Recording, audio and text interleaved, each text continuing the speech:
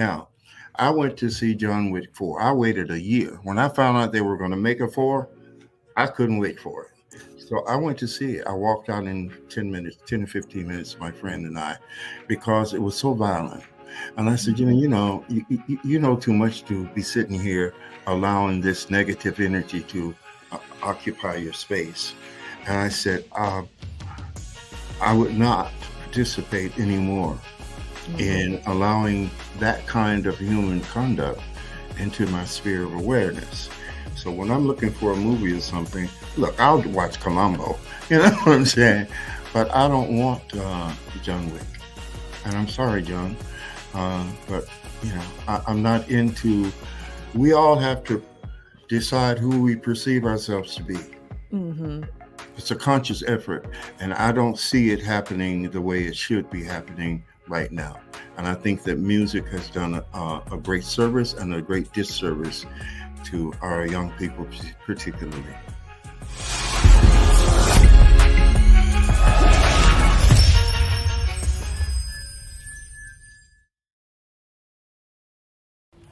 All right, so at this time we are welcoming author, podcast, businesswoman, coach, podcast influencer, Coach Tina Ramsay.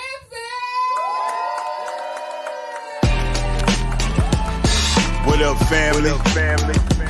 CTR Media Network. Yeah.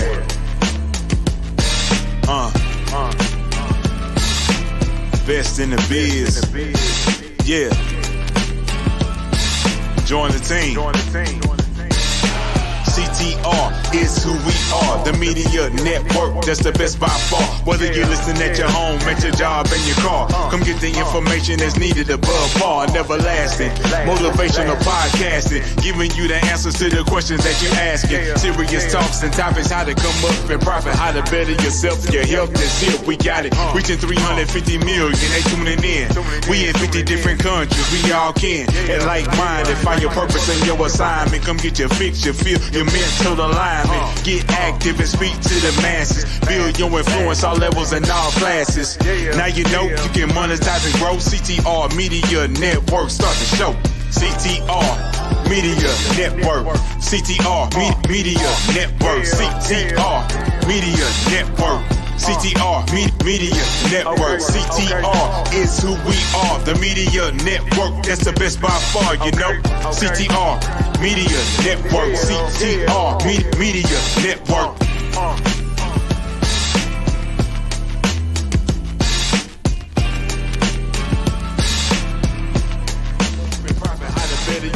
Your health is here, we got it. Reaching 350 million, they tuning in. We in 50 different countries, we all can. And like minded, find your purpose and your assignment. Come get your fix, your feel, your mental alignment. Get active and speak to the masses. Build your influence all levels and all classes. Now you know you can monetize and grow. CTR Media Network, start the show. CTR Media Network. CTR Media Network. CTR Media Network. CTR Media Network. CTR is who we are, the media network that's the best by far, you know. CTR Media Network. CTR Media Network.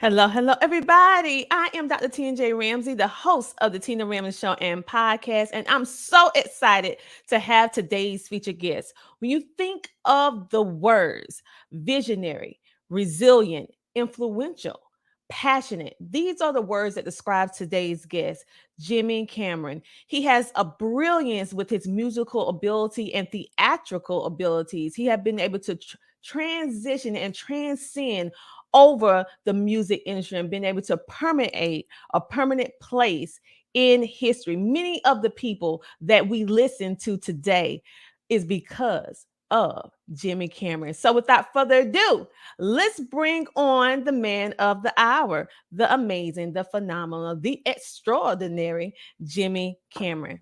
Hello, welcome to the show. Hello, Tina. Thank you. You are welcome. You are welcome. And I'm so honored to actually have you here because when I look at your history, it took me on a journey of ups and downs and many, many successes along the way. And I'm also seeing how some of our artists from today has connected with what you have created in the past. And it's just revolutionizing the way that we see different things. And so we're going to start back from the beginning because I feel that everybody in life has a defining moment in their life where they make a decision and it can either propel their life into a different direction for the better or it can halt it. But in your case, this amazing lady named Emma Bell Cameron, she decided in June of 1964 to do something that many would say, that was kind of that was revolutionary, how she took her family and decided to move, and that in essence helped to change the trajectory of Jimmy Carter. So explain to everyone who is Emma Bell Cameron and how her courageous decision to pretty much pick up her family to go in June 1964 and how that changed your life from that moment. Yeah. Well, excuse me. First of all, my oldest brother, Jay, had moved to California. And he persuaded mother to move there because of opportunity for us. And mother being progressive and wanting the best for her kids, she conceded.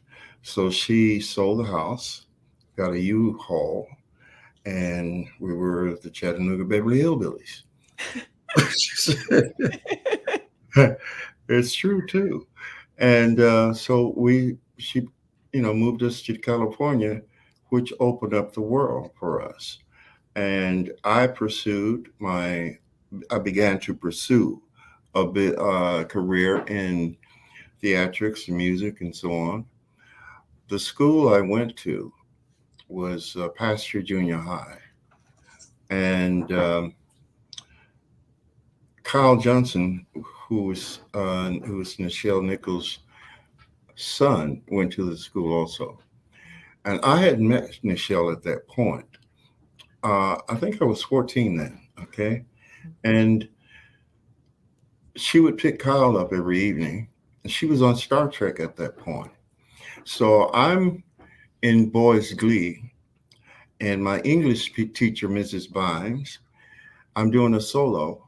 Mrs. Bynes comes in, she hears me sing, and afterward, she said, Jimmy, I didn't know you could sing like that. Well, I'm modest. And, She said, I have someone I want you to meet. The person she wanted me to meet just happened to be a guy named Buddy Resnick.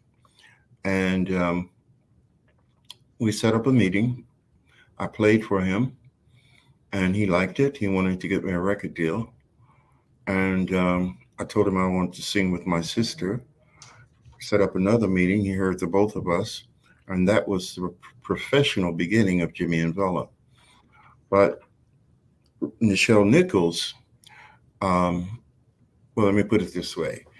Buddy Resnick managed Nichelle, which I didn't know. That's how I met her. You see, the universe is amazing in how it works, okay?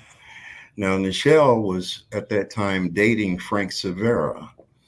And many of you may not know the name, but you've seen the face in many major movies from the past. Frank was one of the leading character actors in Hollywood. He wasn't black. I think he was Puerto Rican, but he went as black, you know. Mhm. Well, Frank had a theater group called the American Theater of Being in Hollywood on La Cienega Boulevard.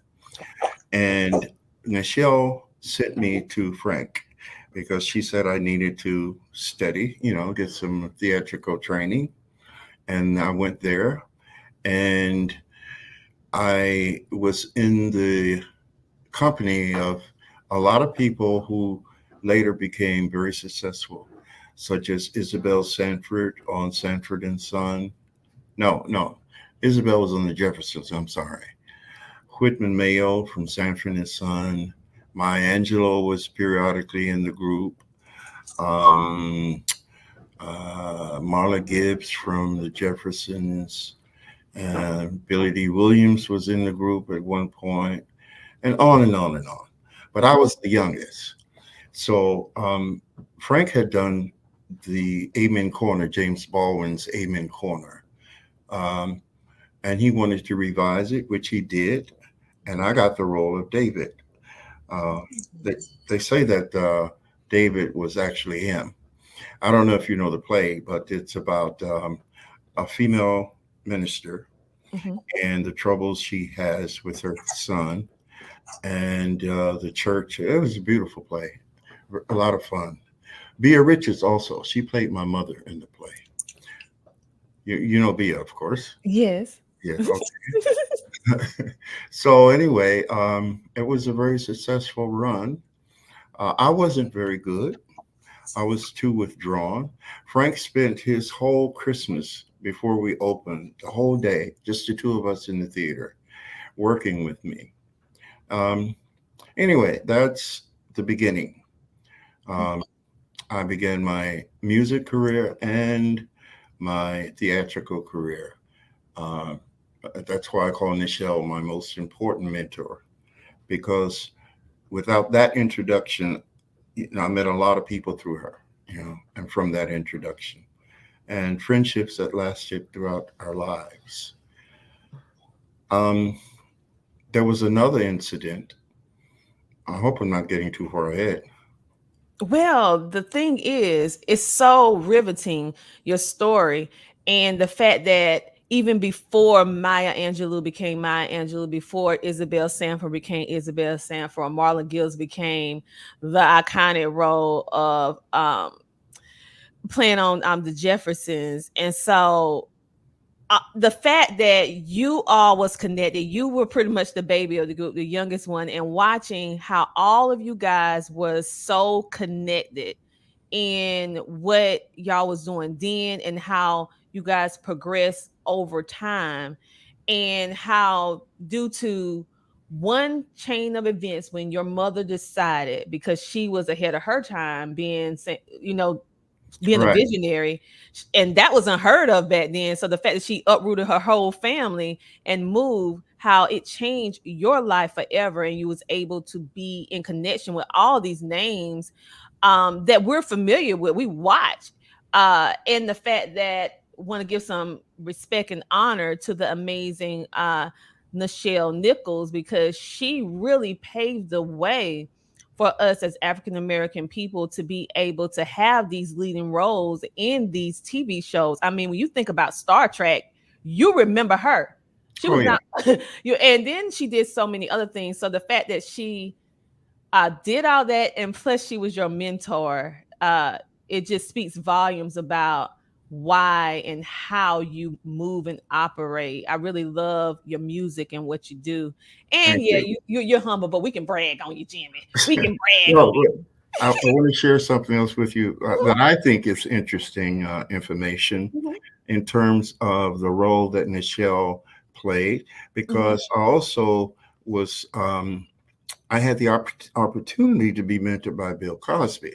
He came to the show one night, and then he came backstage and to congratulate the cast. And I was very tactful, and even at that young age, just being around someone who could possibly speak a good word for you didn't mean you did that, But with him, I did. I asked him to help me. He wrote his number down. And he said, "Call me." Right now, these are Nichelle and Bill at that point were the two black actors who broke the stereotypical. Help me. The Okay. maid. Yeah, We yeah, always yeah. played the Right, maid, right, right, right, right. Yeah. They both had just regular roles. She Mm-hmm. was the communications director on the ship. Bill was what was he, a A spy? doctor. He was a A doc? doctor. No, Mm-hmm. no, not on that show. We're talking about Uh, I Spy. oh no. He was a spy then, but Yeah, I'm thinking of the Cosby Show because we never saw um middle class, upper class black right, family. right, right, right, Mhm. right, right. So I called him. He gave me the number and said, call me. And I called him. Mhm. And he invited me to Paramount to meet with him. I spent the whole day with him. He treated me like his son. And later he said, okay, it's getting late. I don't want your mother to worry about you. He said, get me some pictures and call me. Mhm. Now, this part I'm not really that proud of, but I don't regret it. I went home, I picked up my guitar, and I actually thought, Tina, that I had to really decide between theatrics and music. Mhm. And that's what was my concern. Do I want to act or do I want to do music? Well, the truth was, uh, the way I conjured it up is if I act, I have to wait for somebody to give me a role to do my thing. Mhm. Music, I can do it anytime. You see, so that was my logic. But later I said, "Fool, you could have done both." You know, so I never called Cosby back. Yeah.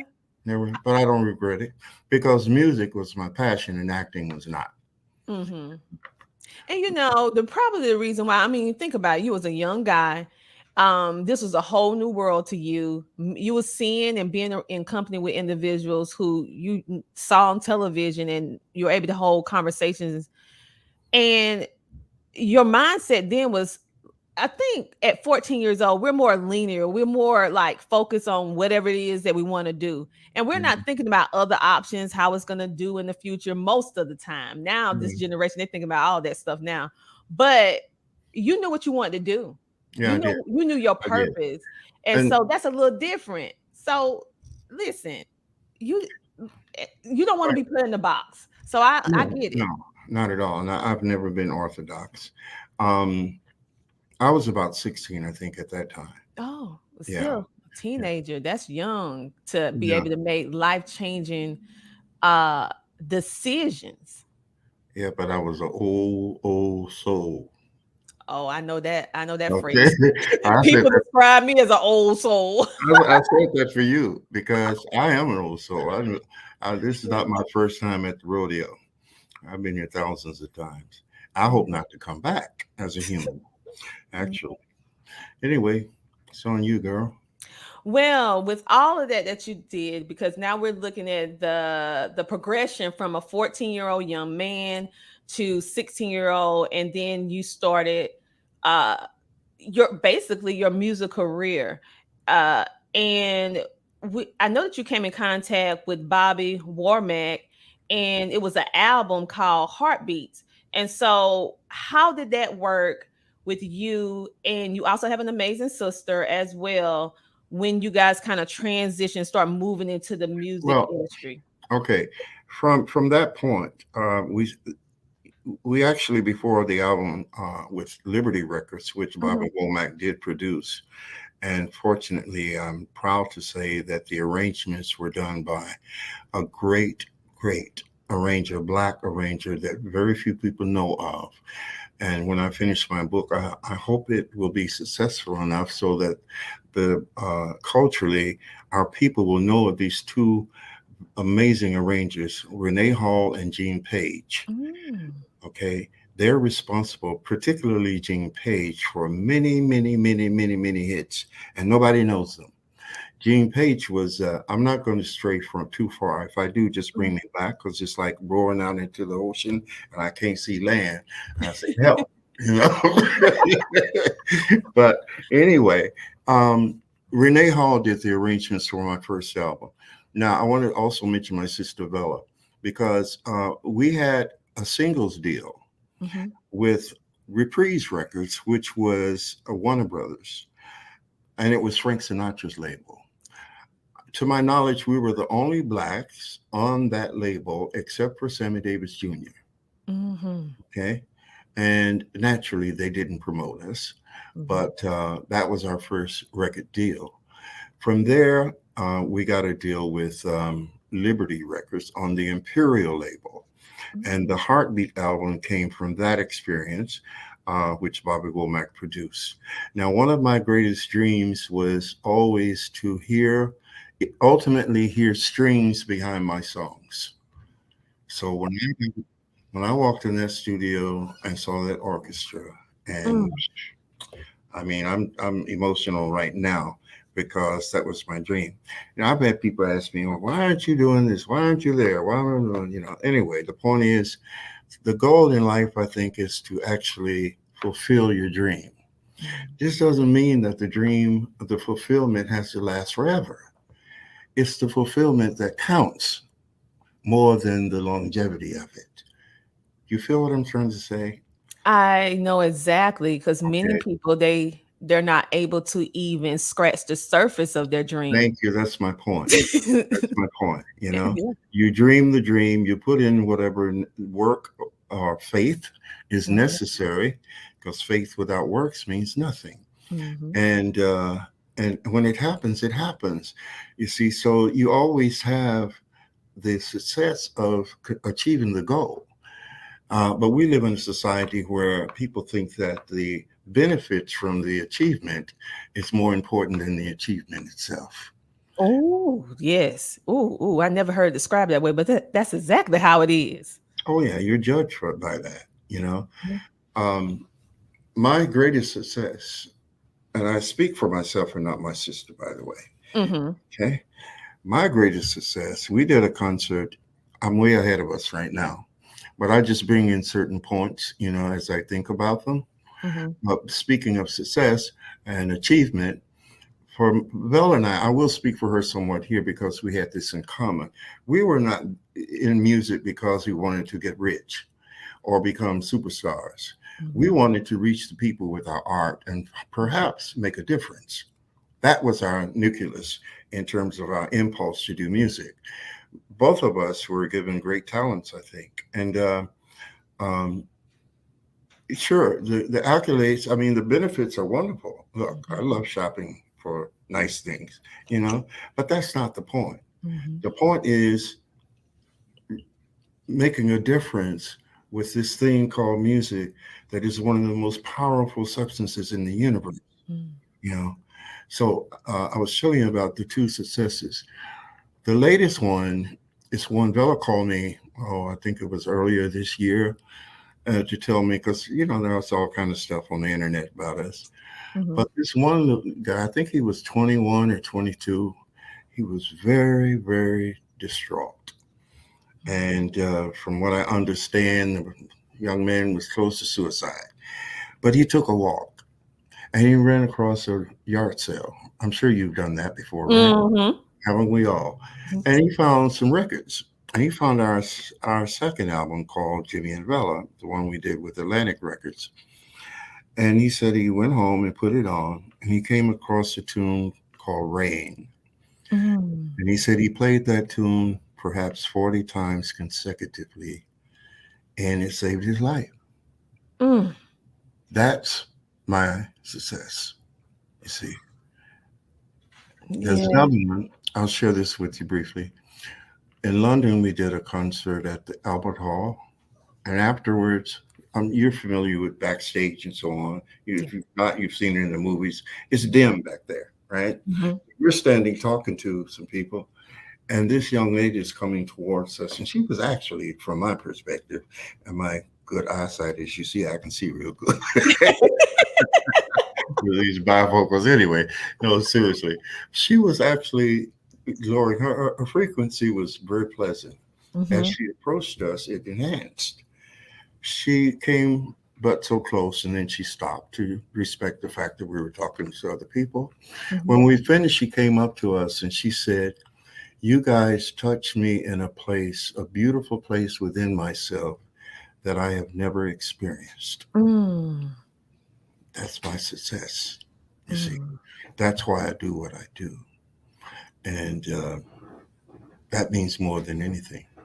Yes, yes. And I agree because I feel like in this world that we live in right now, it's so caught up in making material things their God in a sense that you lose the humanity. The the best thing that we can do is have a connection in a pure, authentic way with other human beings. Okay, many people try to act like you don't need anybody. Oh yeah, we're on this earth not to be separate, but be connected in some way. And so when you find individuals that are in tune with the connection, in tune with understanding that we need each other in some way, shape, or form, and then you have individuals like you and your sister who, yes, you have a career, you have success, but you measure your success in the direct impact you have with a group of people or individuals. Because, I mean, how many people can say that through someone listening to your song and not knowing you, that your words, you guys' words, was able to permeate their heart, their soul, to make them see that they mattered?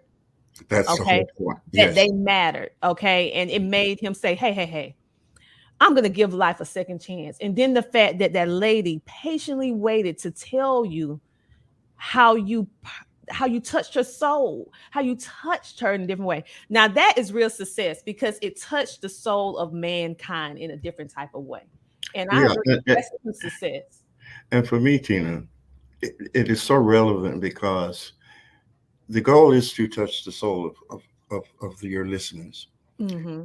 But what she said is that we, through experiencing our music, she Mm-hmm. found a place in her that was so beautiful that she had never experienced Oh, before. wow. That's the key to that particular uh, Wow. compliment in terms of our work. And that's what I focus on. I keep that with me. I keep that young man with me and I keep her with me because those are my successes. There have been others. Mm-hmm. Uh, I'm sure there are some that we don't even know about. But the point is, that's why I do what I do. And that's why we, Bella and I, started doing what we do. Now, I want to go back to your original, because see, I'll take you out there, girl. Can you see Lane? No, you were asking about Bobby Womack and that album. Mm-hmm. And I just wanted to point out that, Bella hadn't started writing at that point. Mm-hmm. So all the songs we did on that album were mine for the most part. At least I wrote them. We did do a tune by Bobby. He wrote a song that we did. He wrote for us called "People Make the World," and Mm. then we did a tune from the Moody Blues called "God Help Me." Okay, um, what's the tune from the Moody Blues? Mm. I can't You recall can't hear either. me? No. Sure. She can't help me either. Okay, I'll think of it. But the point I want to make is my sister. Mm-hmm. I mean, she had vocal parts, right? But she had a talent for vocalization in a creative, profound way. Now, mind you, she was 14 then. She never had any vocal lessons or whatever, but she found her way in throughout that whole album of things that was not written down. So if you hear it, you just pay attention to how creatively vocal she was, at Mm-hmm. vocalization at 14. You know, Mm. Wow, wow. I'm really going to, I dived into it a little bit and I'm like, Yeah. wow, this was so ahead of its time. And I heard those vocal inflections that was different from anything that I have heard. The way you guys articulate music and the words within the music, it was like your words was music by themselves, and then the music enhanced it what you say. I have never heard anything quite like that before. So it's truly remarkable what you and your sister have been able to do, and the fact that you played a key role in writing most of this. That's great. And so when I You think about know, what you want to say? No, I was going to say that Bella ultimately found her talent for writing. She's an excellent writer. You know, I didn't mean to cut you off. Oh yeah. We're gonna actually talk a little bit more about Vela because your history is intertwined with Yeah, each it's other. Jimmy and Bella. Yeah. Yeah, and it's so it's great to see a brother and sister, and both of you can sing because sometimes it skips generations. Like if your brother can sing, the sister can't sing, but the fact that both of you can sing and you was able to do this at such a young age, and the music is it's lasts all the way to now. People still looking at it, people still sampling, people still using your music to this very day. So let's talk a little bit about Jimi Hendrix and the film Rainbow Bridge. What part did you play in the Jimi Hendrix film Rainbow Bridge, and how did that even come about? Okay, we got to go back a little bit. Yeah, let's go back. We Okay, I've always been. I know you're very religious and spiritual. I'm not religious, but I am spiritual. So I was very. I walked out of church when I was 9 years old because Brother Jones was, and you know how the preachers do. But everything that was fun to do, he said was a sin, and there was something within me that just did not agree with that. So I walked out of church, and what I did was started questioning what is truth spiritually. So I turned to metaphysics and universal principles and things of that nature. And that's another podcast because there's some things that are very, very, I really believe very deeply that much of what we think we know is not true, even about God. So my point is, I went searching for truth. One of the first books that I bought was Norman Vincent Peale's The Power of Positive Thinking, which was a major key. You know, thinking properly or thinking with power. You know, most of us are indoctrinated into negative thinking. You know, we don't believe in what we say we want because we cancel it out by not having faith in the possibility that it can actually manifest. Okay, so when we did hair, we rehearsed here in LA at there was a theater at that time called the Aquarius Theater on Sunset. Well, are you familiar with the musical Hair? Yes, I am. Okay, so the musical itself, as you know, is very controversial. Yes, it is. And we were living in very controversial times then. Though in this country, we had the freedom somewhat to demonstrate, protest. You know, I did all the marches and love-ins and that and that. It was a lot of fun too. And it was at the same time the Black Panthers were on their rampage for freedom. And it was just a wonderful time. But to get to your question, how did it happen with the movie itself and what roles did we play?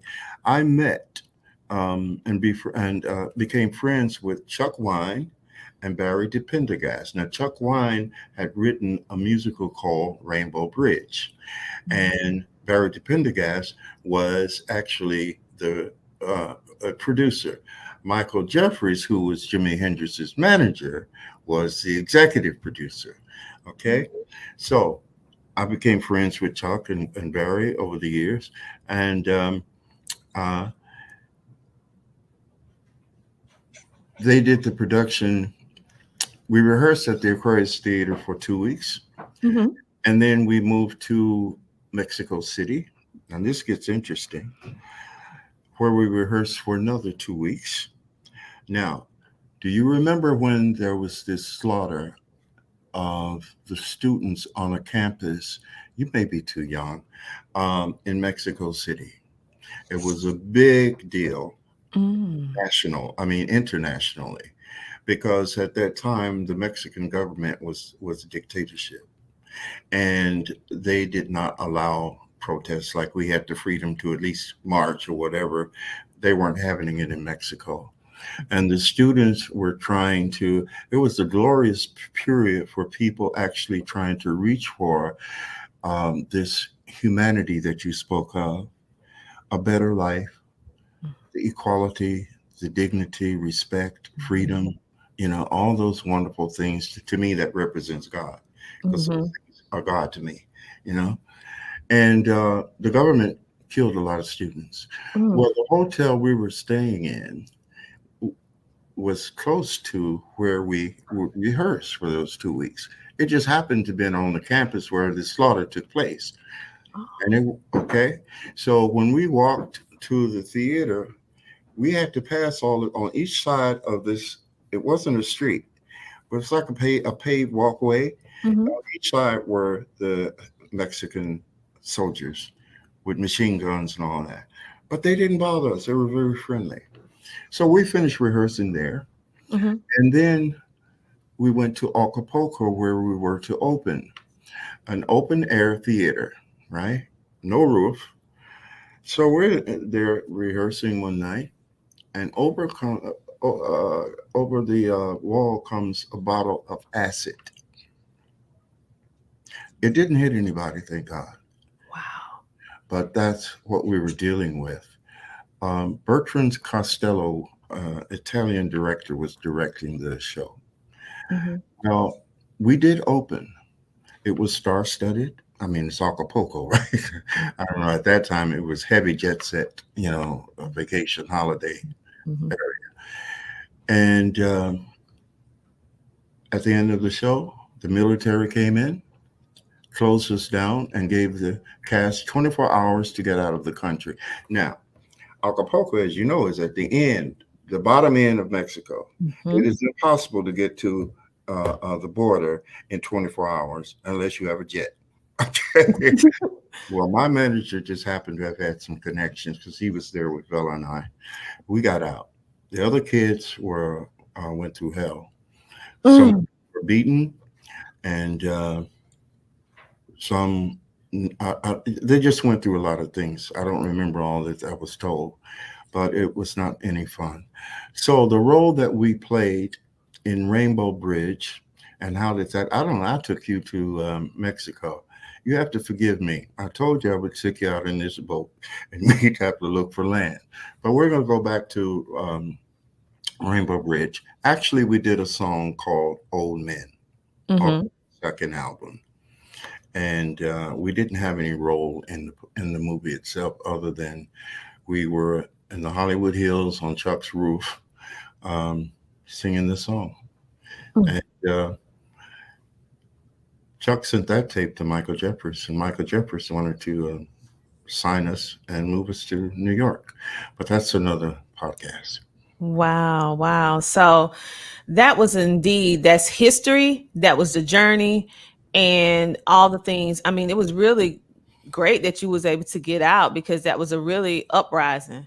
It When was I a very hear dangerous it was situation. dangerous, It was dangerous. it was not playtime.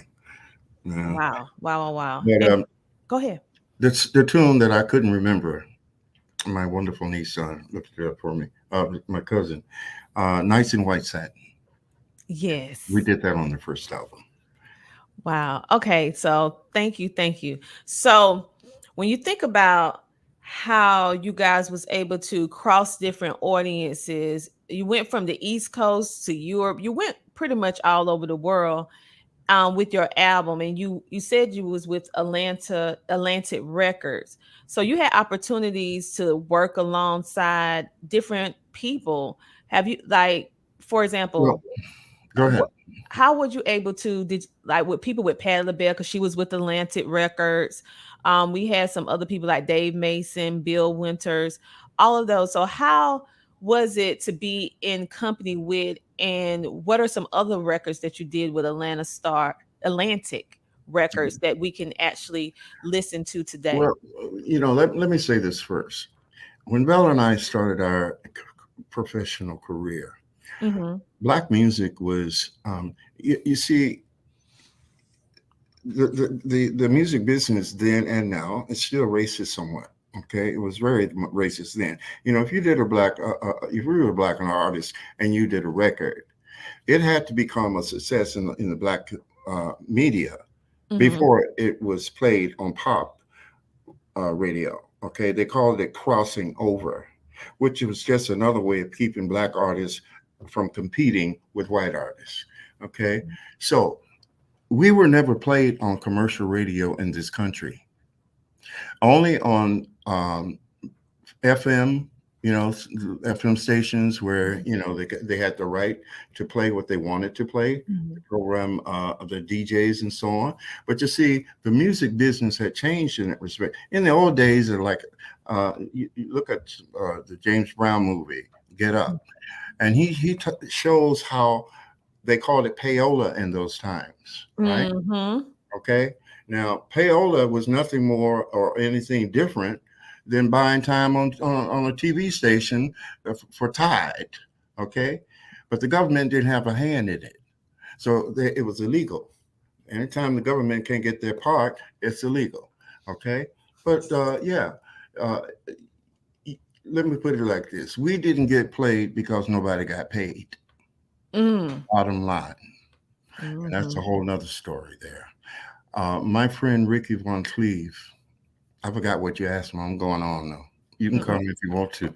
But Keep on going. my friend Ricky Von Cleve, who was a very successful interior decorator here in town for a Mhm. lot of sports figures and artists of all types.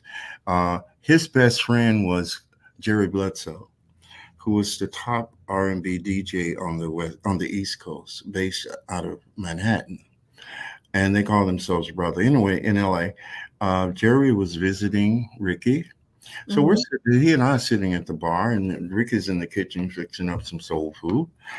So I turned to Jerry and I said, Jerry, can I ask you a question? He said, sure, Jimmy. What do you want to ask me? I said, how do I get our music played? Mm. And he lowered his head, and I will never forget the look as he turned to me. He said, Jimmy, you don't want to know. Mm. And I knew that what he was saying, because I had some information about things, I wasn't totally naive. But no, I didn't want to know. He didn't say any more, nor did I, because he didn't want me to know what he knew, and I didn't want to know what he knew. And Mhm. that's happened several times in my life. You see, for me, I had to always look out for my sister. The world is a dangerous place, and knowing things can be dangerous. Mhm. So I can say that we have had a life and career where she hasn't really had to worry too much because I kept certain things from her Mhm. without denying her. You know, um, it's deep. It's very deep. So we were played in other places, other countries, but we were never played here. And there's a reason for that. One I pointed out is just, the racist aspect. We Mhm. were two young black people, kids, very talented, and that we didn't fall into the genres. Mm. We were not totally R&B. We weren't totally gospel. We weren't totally blues, and we weren't totally jazz. We were just two innovative artists who created music. So they couldn't put us into a category. Girl, we've been called everything: folk, rock, God. They created terms trying to identify us rather than accepting us as artists. But being black, people, it's not. The white artists could do BB King's The Thrill Is Gone today, and they'd call it country. Mm. Yeah. I'm sorry. Yeah. And I can just imagine what you're going through because you're creating this impactful music and they want to put you in a box. Yeah, And back then, and even down to now, we are very limited as Black artists on what we can produce and what they consider us to be because now we're starting to see a little bit of people that's been accepted that's Black into the country music industry, but they really want you in R&B or rap or something that is, how can I say it, that is acceptable, that is known, that they feel like we should fit in that category. And the fact that you and Vela did not fit any of those, you just was creating impactful music, and you continue to do it because many times when you find yourself having all of these challenges and pushback, you stop. What I appreciate about you and your sister is that even though you receive pushback, but you continue to make a positive impact. And then through the years, individuals still have access to your music, because now, with the way that music and the internet is now, we have access to a lot of your music. And now a different audience is connecting with your music in the now with this digital age. It has its good, it has its bad, but the good Yeah, part is that now we're able to hear your music. yeah, and I'm glad of that. And I appreciate the attention, you know, and the availability because of the technology of today. I would like to speak about what, and I know you relate to this. You see, in my day, our music fed the soul. It was enhancing to human evolution, evolvement in wonderful ways. What bothers me today is I don't see that. Uh, I see a lot of materialistic impulses being entertained excessively, and I see and hear a lot of non-nourishing projection that has tainted the consciousness of our youth. I agree. I I'm agree. trying to be as tactful as possible. I know you are, because it's basically different frequencies, and they're tapping into the negative side, because we spoke a little bit about negativity. And Yes. it's certain songs, certain sounds, certain music tones, certain inflections in the voice that can ignite negative things in us. And open up portals. And it is okay. It's the power of music. It's a Yes, double-edged sword. It can it be is. positive and it can be negative. And ones whom understand the power of music is choosing, for the most part, to use it for the bad. To a lot of this music drives people to negative action because they heard it in a song, and they might not even realize they're under influence. It's like They being don't. under the influence of Many alcohol. don't. They don't know, and They don't have so a premise to calculate what it is. because we have no, well, I know about the knowledge of it because I did research, because it was this lady that committed a murder, and they were trying to figure out, she had no prior history of murder.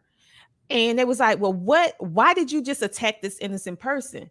And they did some research on her and found out her habits, the people who she hang around, and it was a song that she listened to repeatedly. It was a rap song. I'm not going to call the name.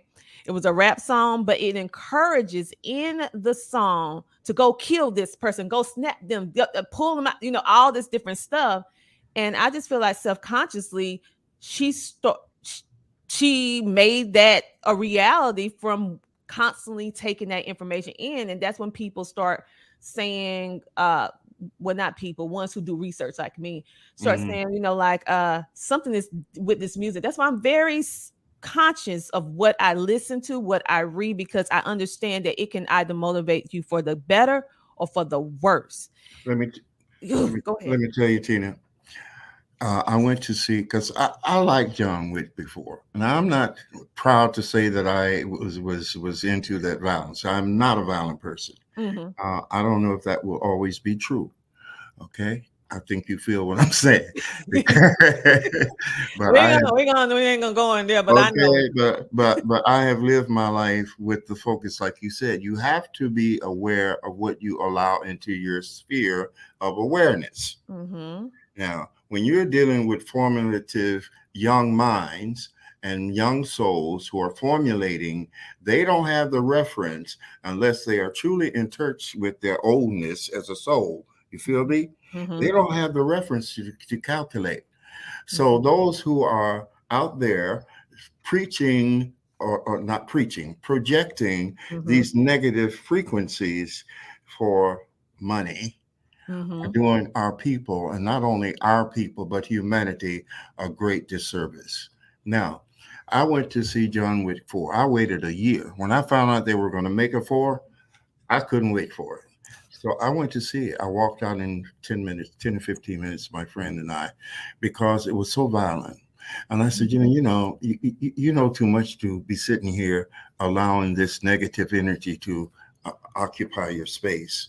And I said, I would not participate anymore in allowing that kind of human conduct into my sphere of awareness. So when I'm looking for a movie or something, look, I'll watch Columbo, you know what I'm saying? But I don't want John Wick. And I'm sorry, John, but I'm not into. We all have to decide who we perceive ourselves to be. Mm-hmm. It's a conscious effort, and I don't see it happening the way it should be happening right now. And I think that music has done a great service and a great disservice to our young people, particularly. I agree with you on that because, like you said, they're still developing. They're very impressionable, and they want to be accepted. They're going through a lot of different things: body changes, mind changes, trying to figure out who they are. And then you have all these images, and they have so much access to information now with these cell phones and the internet and stuff like that. And it's really hard for a young person with no experience to rationalize what is real, what is fake, what is good, what is bad, when it's so much going on that they don't understand. Okay. And Right. so I agree that when you think about the legends that did music that was very impactful, that could motivate people to action in a positive way, they passed away. Are we going to say passed away? But someone Yeah. actually took their lives. When you think about how they decided to use their music, like we spoke of before, to permeate the soul, to tap into who you are, make you Yes. think, make Yes. you open your mind. Music, really, in my opinion, is designed to open the mind Well, to different, but people using it for a whole different situation now. right. Well, like you were saying a moment ago, you didn't say it in these words, but I will. The universe is non-discerning. If you go walk around talking about, yeah, well, I'm poor, I ain't gonna never have no money. The universe is a sponge, okay, and it's a machine. He Mhm. said, oh, he don't want no money, and that's what it will manifest for you. No Yeah. money, okay. Mhm. So the same thing is like in terms of what we perceive ourselves to be. I am very, as I said, I'm trying to be very tactful here Mhm. because I am very upset with some of the so-called heroes of today. Yeah. Yeah. Because when you think about it, they're idolizing and celebrating the wrong things now. And I see that too. And so it's such an honor to bring individuals on like you, that is actually sharing and making I'm all about making a positive impact. So anything that you see that I'm doing is geared towards helping individuals tap into their full potential, helping them to see that they're worthy, helping them to see that they matter at the end of the day.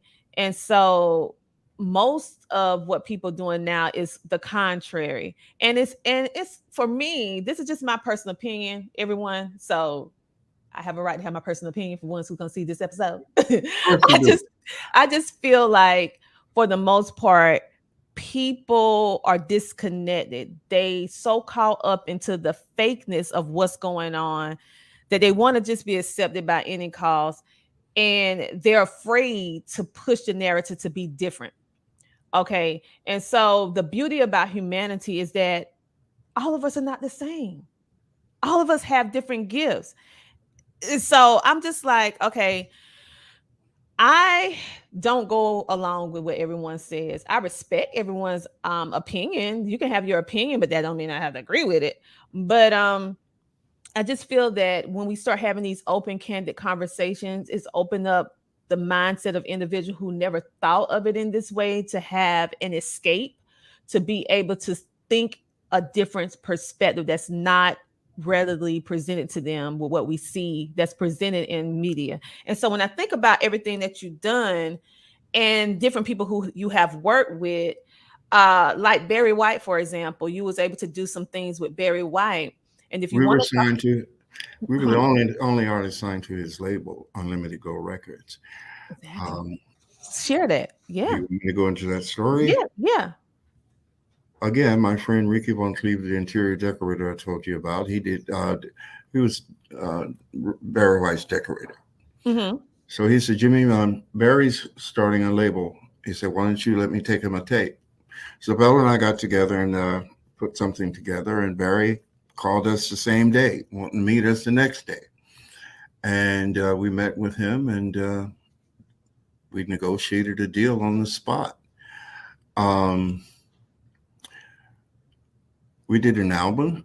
Mm-hmm. Okay, first of all, Barry White is an icon. Mm-hmm. I have the utmost respect for his talent and what he achieved. What happened between us is not so pretty. Okay. And I thought that after all the years of not being played by major radio in this country, that being with a Black icon as a CEO of a Black record company, hear what I say now, Mm-hmm. that things would change. Mm-hmm. And they didn't. Mm. I realized in my naivety that business is business. Okay. And I was very disappointed. I don't care for much for Barry White from my experiences because he did not treat us right. Mm-hmm. And I'm working on a book called The Jimmy and Bella Story, told from a personal perspective by Jimmie Cameron. Barry never mentioned us. After our album came out, we did an album called Sun Painters, which he titled, which I appreciate the title. It is descriptive because most of our songs are very different. They're all, creative works. Mm-hmm. When the album was released, our last performances in this country, we're a concert act. We're not a club act. Mm-hmm. Our last 3 performances were at Philharmonic Hall in New York, opening for Cat Stevens, with standing ovations each night.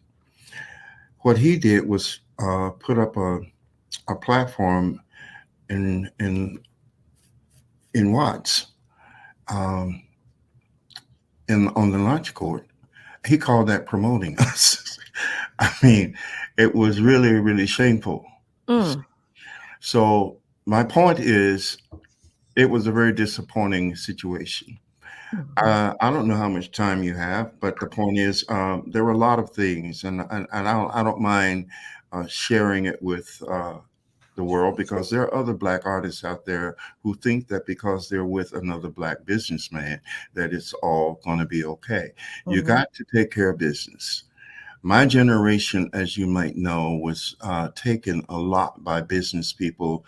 We didn't know the difference, okay? Mm-hmm. We didn't know what we earned, what we deserved. And very few would even tell us what we deserved. The one thing I appreciate about the people out there today, the Black artists, for the most part, they're taking care of business, their business. That's a good thing. I don't necessarily care for what they're projecting, but I appreciate the fact that at least they're getting what they deserve. So, yeah, we did an album with Barry White. He produced 4 tunes, and we produced the rest of the album. It was released, and no airplay. Now, how can you be on Barry White's label? Wow. Don't get any airplay. I mean, you tell me. that don't make any sense. Well, it does when you understand a few more points. What we were dealing with was a man who actually signed us because we were exceptional, but in reality, his ego would not allow him to accept us as exceptional, at least on his level. You see, there's artistic levels and there's commercial levels. He was confused about both. You understand what I'm saying? So we had 2 albums already. My sister and I are very well respected in the artistic community, in music, art, and throughout the world. We didn't come to him off the street. We came to him already prepared to move forward. But his idea was he would tell us things like, y'all almost there. Almost there. Yeah. What? Well, yeah. I mean, so I asked him once, one day he said that to us. I said, well, Barry, what time today do you think we'll get there? Well, he didn't like that, of course. But another thing, Tina, my sister and I were already appreciated for Mhm. our artistry as writers, lyricists, and musicians, and melodies, and so on. We did not sign with Barry to be a support for Barry White, Mhm. even though God put us together so that we all could help one another. That Mhm. was the original plan. But when egos get in the way and they're out of control, the God's idea doesn't work. Okay. That's true. Now, what Barry did was he wanted to make us ghostwriters. Oh no, you didn't have to put your name on stuff. He can get the credit. Uh, man, Oh. we used to have these Wednesday meetings at 2 o'clock at his compound, Mhm. and we spent several hours, and just he'd be telling us whatever he was telling us or whatever. Anyway, so this one day we drive up, and he meets us at the gate, which he had never done. You mean Bella? I had a brainstorm, he said. So really, Barry? Yeah, it was incredible, just incredible. So I said, what, Barry? We're gonna write together. Well, Bella and I looked at one another because that was decided during the original negotiations. He's like, okay, so I'm waiting for the catch. He said, yeah, and we're gonna call ourselves the Force. I said, the Force? Yeah, the Force. I said, you mean under the title of the tunes where the names go, our names are not going to be there? He said, no. I said, well, won't nobody know who we are? And his whole demeanor changed. You see, I wasn't there to support Barry White. I was there and I signed with him with integrity and the respect to promote my sister and I for what we already were before we came there. Like I said, we didn't come to him off the street looking for a deal. Mhm. Anyway, that would all be in my book. All right. Well, we're excited about your upcoming book. And so, what we're going to do now is take a commercial break and we'll be back in a moment. Very good. Thank you. Listen, if anybody's interested in getting into podcasting, grab this book. Go on Amazon, grab this book. It goes with me almost everywhere. This book has like a workbook.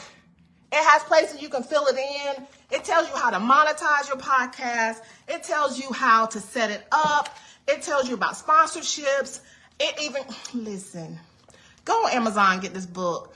And this is the Bible for podcasters. Listen, it was ranked #1 in podcasting books. Look right here. Best new podcasting book by Book Authority.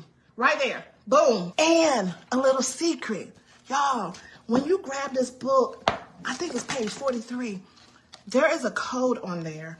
Listen, you can get access to her class, her course. Get her course. It's worth hundreds of dollars. But this book is less than $50. Grab this book on Amazon. I'm telling you, I carry it everywhere. She is the best. Grab this book on Amazon. Hi, man, let's keep go to teachermeet.com and purchase my book.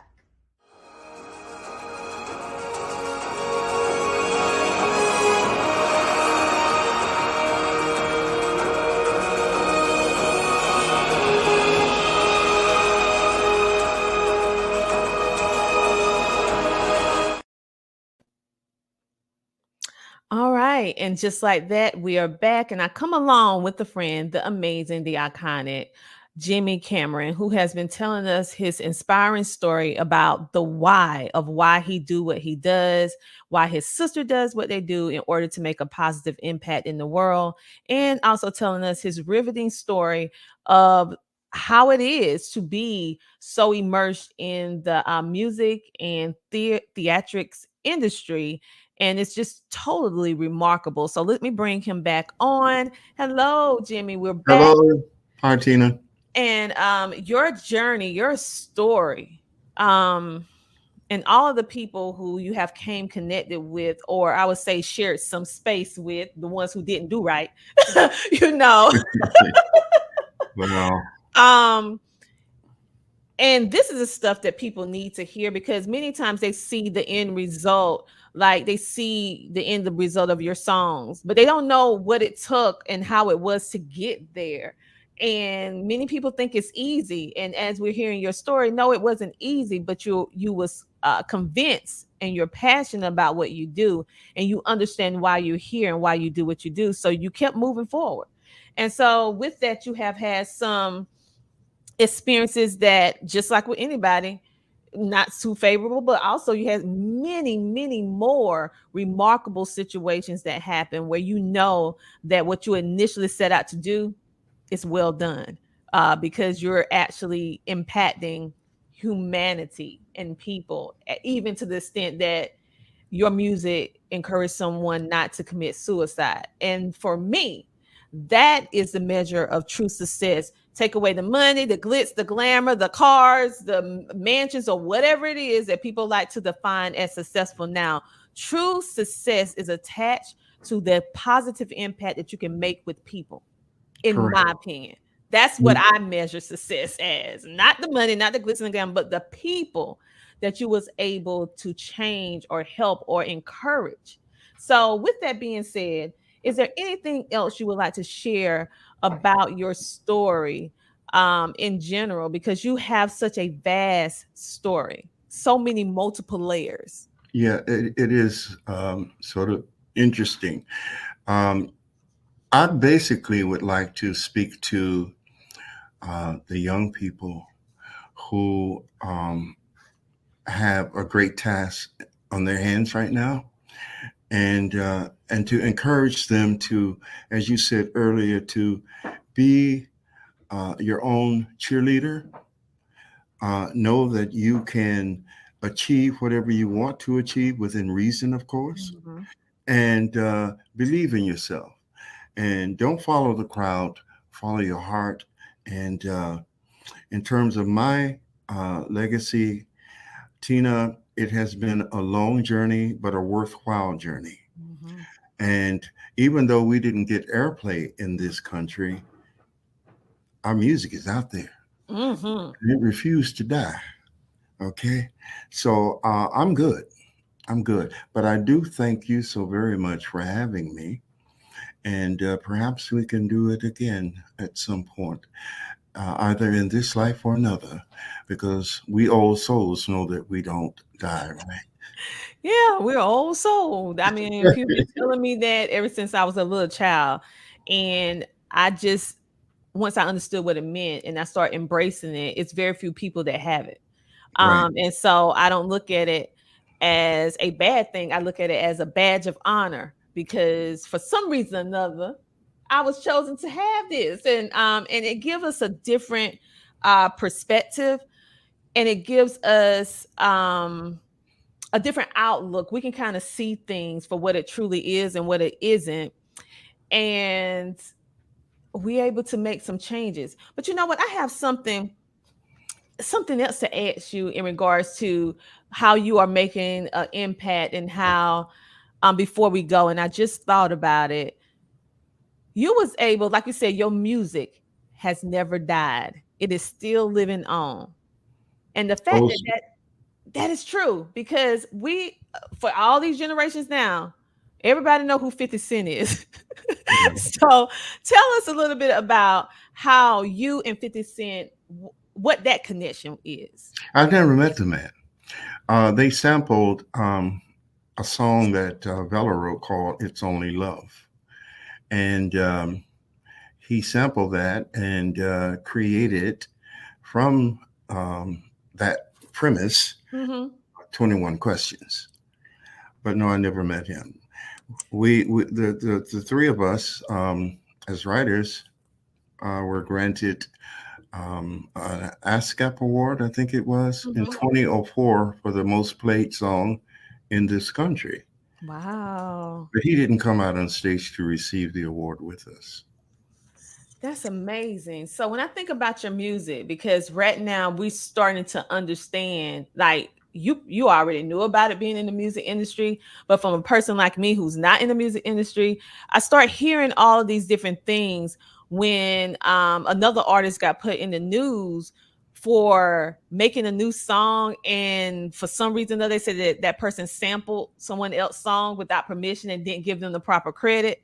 And so now I know that happens, and it has been happening for a long time. But like you said, now new artists are about their business. They're like, wait, you sampling my song. So with you, have any other artists sampled your music other than 50 Cent and Method Man? Dilated People did a tune called This Way, which was off of one of our songs. Capone and Noriega sampled one of our songs. There may be others, but those are the ones that come to mind. I would like to say that old school don't get old. You're right. Okay. You're right. And what they call sampling, we call stealing in those days. Yeah, that's the new term. I understand. More power to them.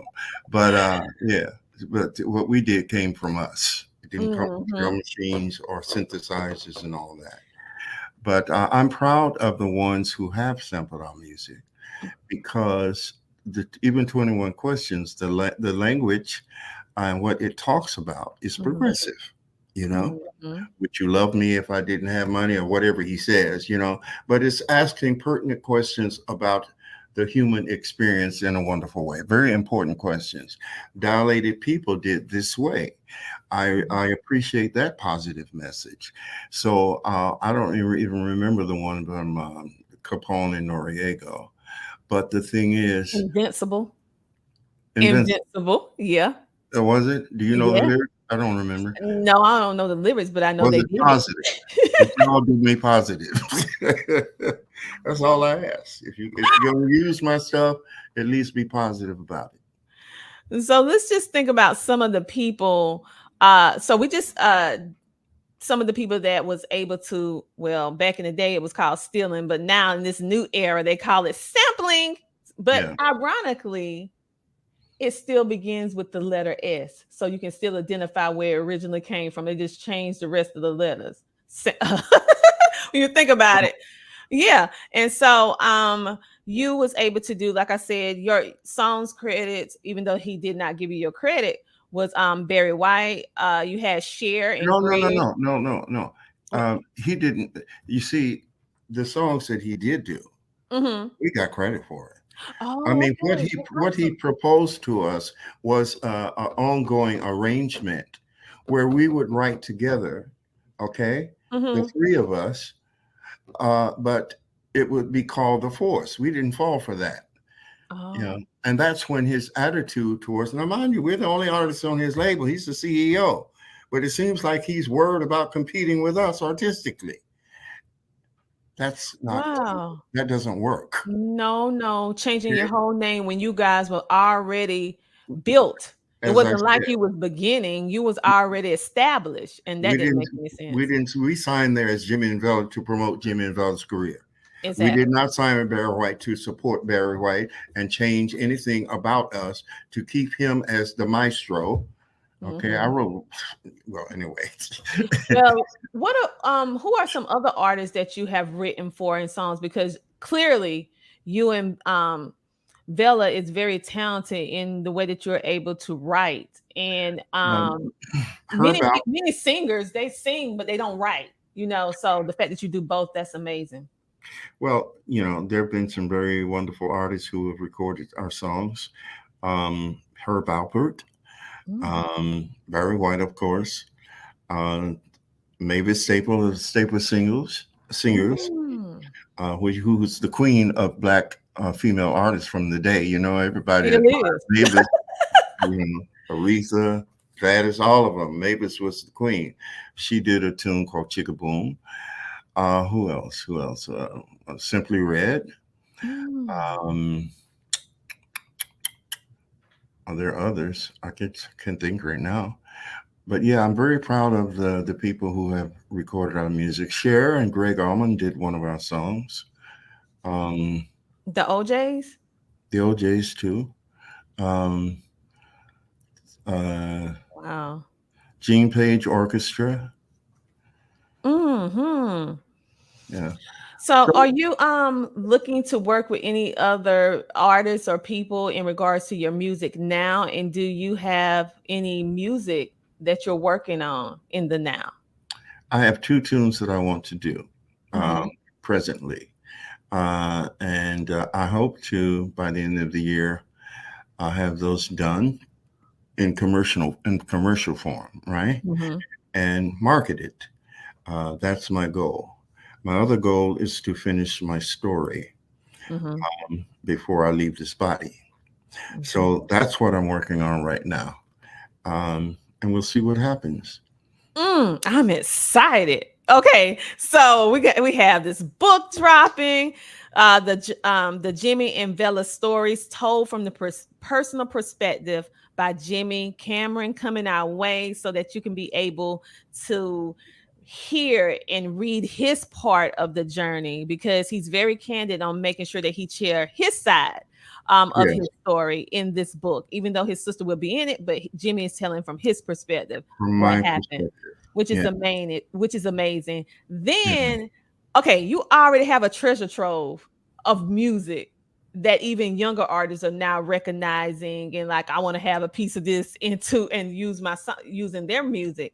And then to find out that you have not stopped, you are actually working on new music. You have me on the edge of my seat. I want to hear it now. This is Well, great. Tina, I got boxes of old school originals, Hmm. you see. So, I ain't got to worry about music or writing anything else. All I have to do is go into the archives. So, you out there who need some old school, Hmm. because I do believe it's coming back around. Because old school don't get old. You No, see, you can't change or alter what's real. exactly. And the people from my era, and this is not about me or Bella, we sang from our heart. We wrote from our heart. We played from our heart. And they can get on stage without a lot of fanfare and bring goosebumps. They Hmm. make you feel them. Where effect is in control presently for the most part. And I don't mean to sound pessimistic. It's just that I feel that my purpose is to point out the relevancies that need to be addressed. And it's not always a laughing matter. It don't Hmm. always make you feel good. But in order for us to survive ourselves on this planet, we have got to focus on some basic fundamental factors. And listen, you are a person that's resolute in your what you are here to do, your perspective, and you, like my grandma said, you understand the assignment. Well, Mr. Jimmie, I am so honored that you came on the Tina Ramsay Show to share your story. But before you go, I want just to speak to you a little bit more about the why. Why did you decide, with all the different accolades, all the different places where we can physically find you? I mean, literally, we can Google you and find out your amazing resume of timeless music. So, what made you decide to make time in your life to write this book, which is the Jimmie and Bella stories told from a personal perspective by Jimmie Cameron? What made you decide? And what do you want to leave the people? And because we know that the people are very important to you and you make a very positive impact. So why is this so important for you to leave uh I would say this story to the people? Well, first of all, I think that my life has been a very colorful, very interesting, provocative, profound, and I've been fortunate enough to know a lot of people who have made their mark. And I just think that the world needs to know some of the things that I have experienced, my sister and I, and my family, that is very interesting. But most of all, what we have been through, what I have been through, and what I've experienced is the same thing that many others experience, even though they may not be in music or whatever. It's a human experience. Mhm. So, what I intend to project in my book is something that I think everybody will appreciate, you know. Um, that we as a people on a planet need to come together with one focus and one purpose, and that is that everybody have what they need to exist in these bodies from day to day, because there's plenty for all of us. And whatever is in the way of that, we need to get rid of. So that's why I'm writing the book, because all of these stories and things lean towards that end. And they should have it. So whenever it's released, I want y'all to run out. Don't walk, run and get it. Exactly. And also, for those of you, young people, old people, in between, if you need some music, now I was told not to say old school, but I got the stuff. And y'all need to come and contact me and see what we can do. Yes, and for those of you who are artists and you're looking to take your music to the next level, keep in mind this is timeless music. And I identify with Jimmie when he say old school is the good school, because I grew up in the house that played all of the music. And it really changed it because those was meaning driven music, and that will never die. And so for all of you artists that's out there, or up and coming artists that want to work with the amazing Jimmie Cameron, you can contact him through his email, which is cameronjimmie7@gmail.com. For those of you who are listening in on radio and podcast with audio only, yes, I got your back. I'm going to spell it for you. So listen clearly. This is how you spell it. Cameron, CameronJimmie 7@gmail.com. Make sure to check him out if you are looking to take your music to another level and create music that is truly making a positive impact in the world and will surpass your life. This is the kind of music that even when you're not here, it's still speaking volumes for you.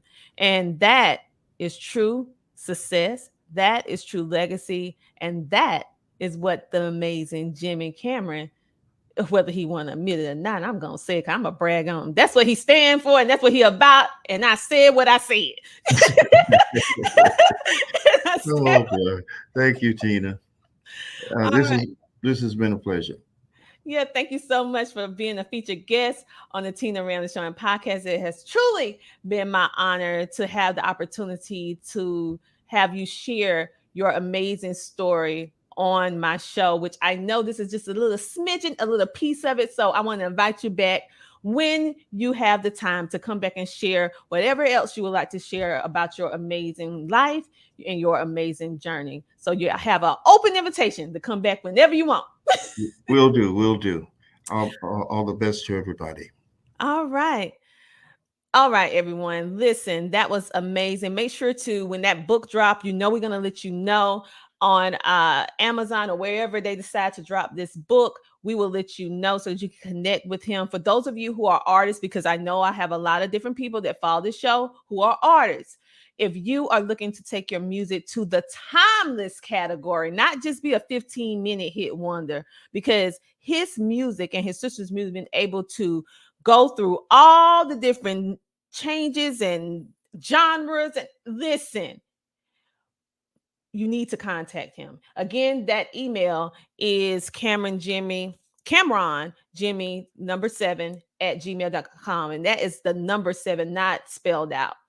And make sure to follow, like, and subscribe to any of our platforms, and also follow today's guest as well. For those of you who have an amazing product, service, or you would like to share your impactful story on the Tina Ramsay Show, well, guess what? We are now booking and accepting guests for season 9 of the Tina Ramsay Show and podcast, coming your way this fall, baby. So if you would like to share your story, we're all about making a positive impact, motivating you to action to live your full potential. Make sure that you go to ctrmedianetwork.com. That is ctrmedianetwork.com, and book your opportunity to be featured on our show. We can't wait to share your story, because it's time for you to come share, shine, and grow on the Tina Ramsay Show. And for those of you who absolutely love what we're doing, you can actually support our show by donating, or just sending a care offering to our business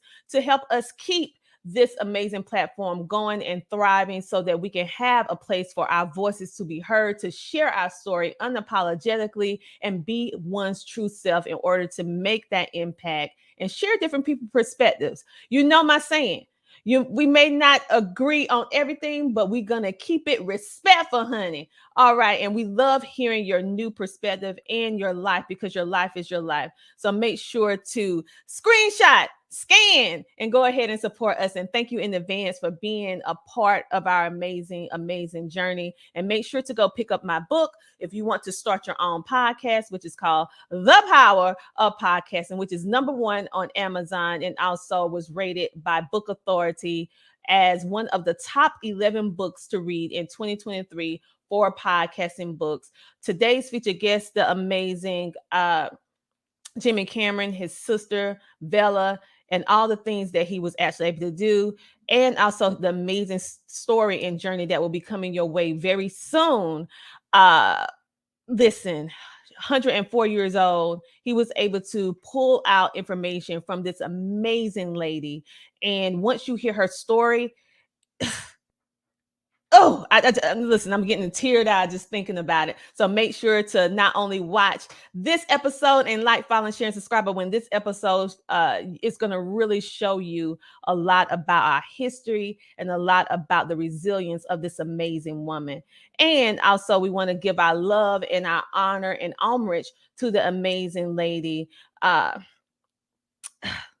I'm getting emotional when I look at this photo because she actually helped with making opportunities for individuals like myself who are in media to be able to share our story and our narrative unapologetically. And without individuals like Jimmie, without individuals like her, we wouldn't be here because someone had to pave the way.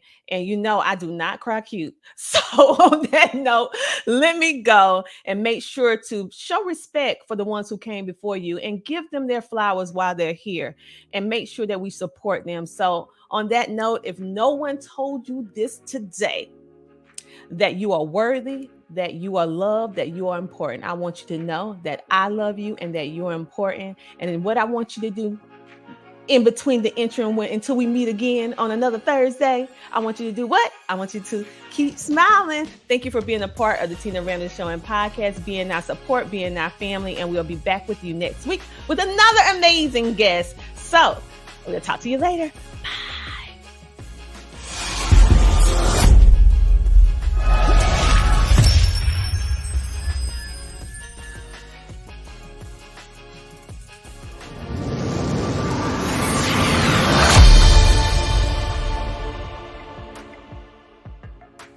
Listen, if anybody's interested in getting into podcasting, grab this book. Go on Amazon, grab this book. It goes with me almost everywhere. This book has like a workbook. It has places you can fill it in. It tells you how to monetize your podcast. It tells you how to set it up. It tells you about sponsorships. Listen, go on Amazon, get this book. And this is the Bible for podcasters. Listen, it was ranked #1 in podcasting books. Look right here. Best new podcasting book by Book Authority. Right there. Boom. And a little secret. Y'all, when you grab this book, I think it's page 43. There is a code on there. Listen, you can get access to her class, her course. Get her course. It's worth hundreds of dollars. But this book it's less than $50. Grab this book on Amazon. I'm telling you, I carry it everywhere.